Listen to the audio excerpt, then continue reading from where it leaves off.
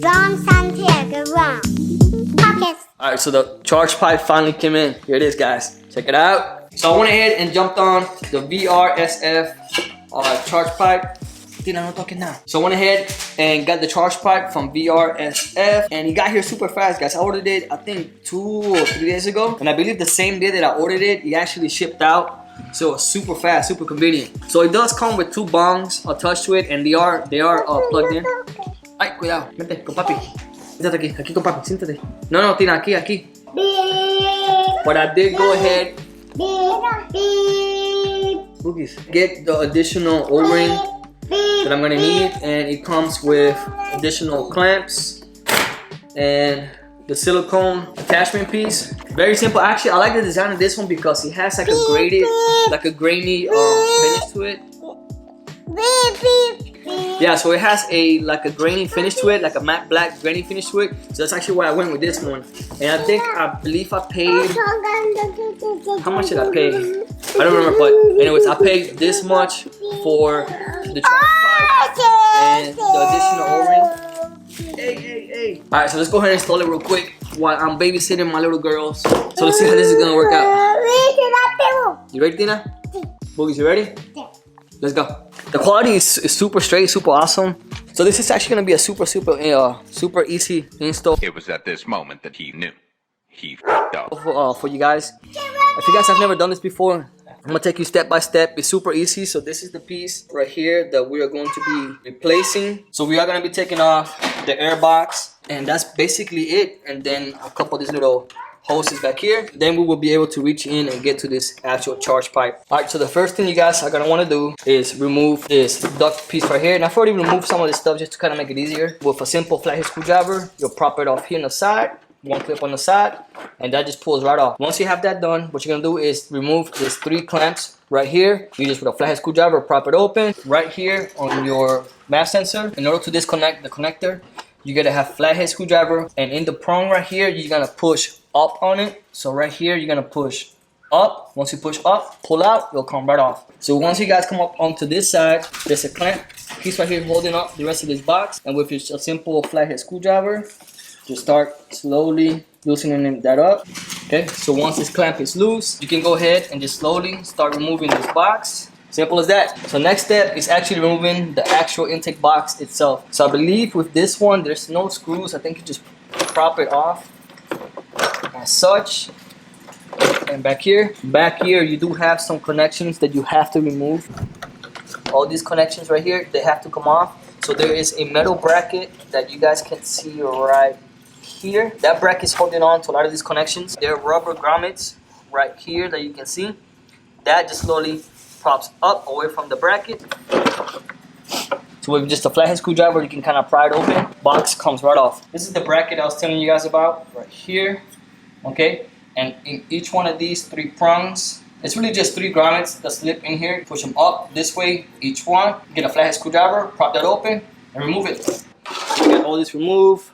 That cheapo filter. Once we get to here, it's just actually removing the charge pipe itself. There is a clamp, again, like I said, down here, hex bolt here, and then these C-clamp right here we're gonna remove, and then the sensor, and then put the sensor on the new one, and we're good to go. So we'll go ahead and remove this C-clamp real quick. So just put the flathead screwdriver under, prop it up.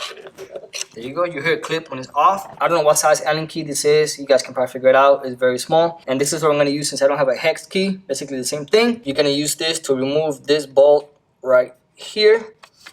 Okay. Okay, so once that's loose, we'll go ahead and loosen up the sensor. Then out, and there you go. So the only step we got left now is to loosen up this clamp piece real quick. All right, so I'm using a number 7 wrench to go ahead.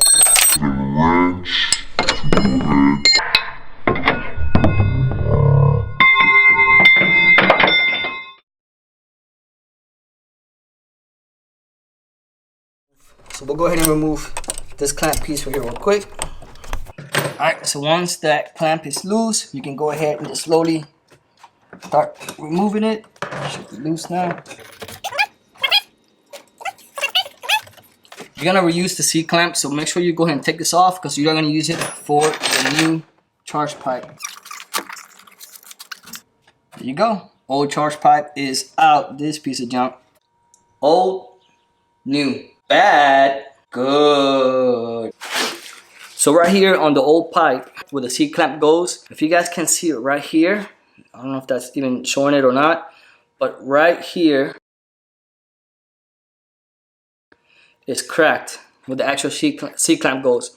So I'm sure that over time this was gonna get worse, and then if this would have popped off, it would not have been good. So they tend to fail anyways, they're cheap and plastic. Alright, so now what we're gonna do is go ahead and remove your map sensor out of the old pipings. What you're gonna need is a T15, I believe, size to remove them. This is on there a little tight. There we go. Alright, next step, installing it into the new charge pipe. So when you put it on your map sensor back on the new pipe, so this is the end that goes into your manifold. You want to make sure that the connecting side of it that plugs into your connector is facing in towards your engine bay and not out towards out of the car. You want the connecting butt of it going inwards towards inside of your engine bay. Alright, so once the sensor is on, do not use the existing hex bolts. You're not going to need these.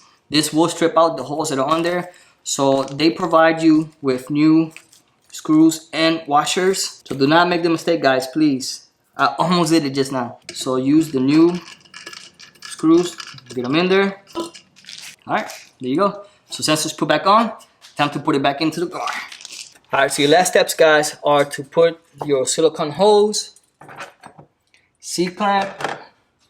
Do not forget the rubber seal, which goes inside the end that goes into your manifold, and then your clamps. So the first thing you want to do is go ahead and put your rubber seal in. You could use your one from factory, it comes with it, but you don't want to risk it, it might already be damaged. So this goes in here, as so.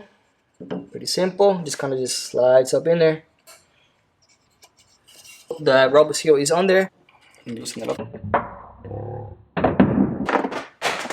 Why do you keep dropping? Alright, so I'm going to take an extra step, and I try to put the new charge pipe back on and it's not going in. So I'm going to go ahead and remove this, your brake fluid reservoir, and use the same 10mm socket. Alright guys, I'm going to be honest with you. It's not that it's hard, it's just I just didn't take time to go through the initial right steps. So I just kind of just jumped the gun on everything. But the correct way to do this, what I'm finding out now, is to put this silicone hose on first before you attach it to the actual charge pipe. If you have the chance, remove this reservoir right here, just to kind of have it out of the way so you have better space to be able to maneuver the charge pipe to put it in. Now we can go ahead and put on the charge pipe. We're gonna go ahead and put in this end piece here first. Okay. All right.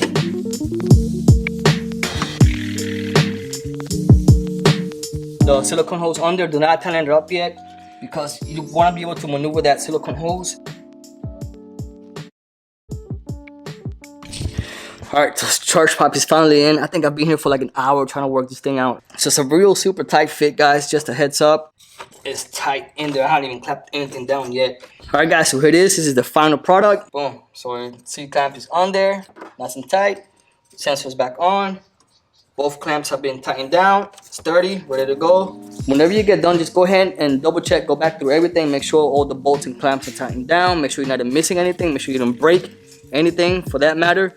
And if you have a chance, clean up anything around the area that you want to clean up, now that you have some free up space. Alright guys, so that's it. I'm gonna end it here. That is the install on the charge pipe. Again, it took me an hour just because I had issues. I was dropping bolts inside of the engine compartment and I had to just help find them, try to look for them, and all this and that. That took, I don't know, 15 minutes or so.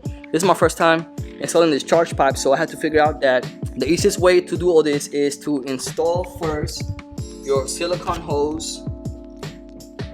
First install your silicone hose here, and then after you have it here, do not tighten on the clamps. Keep the clamp loose so that when you go ahead and install this charge pipe, you can maneuver the silicone hose. And what I did is I just installed it here first, and then I moved my way here and then installed it here. So you are gonna need to kind of wiggle it and maneuver it a little bit. So I mean, one person can do this, it's not that hard. If you have the right tools and you know, and you've already done it before, then it makes it easier. Just remember guys, that right here, you will not be using this hole again. This bracket is not gonna be used, okay? So that's it guys, once you get done with that, clean it up or whatever, put the intake box back on, take it for test drive, see what it feels like, and that's it. I'm gonna end it here. Thank you guys for watching, and I'll catch you guys on the next one. All right, later.